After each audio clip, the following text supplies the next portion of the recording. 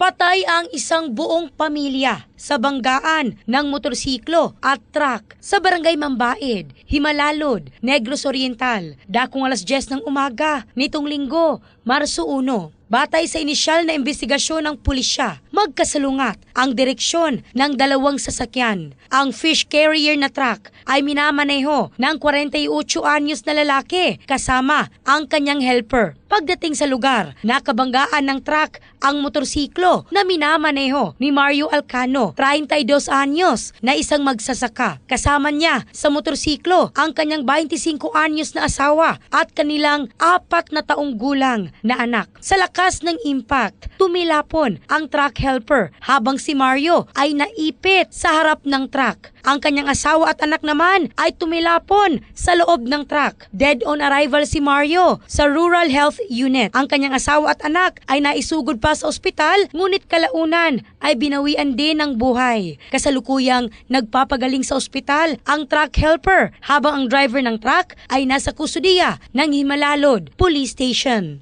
In the heart of change.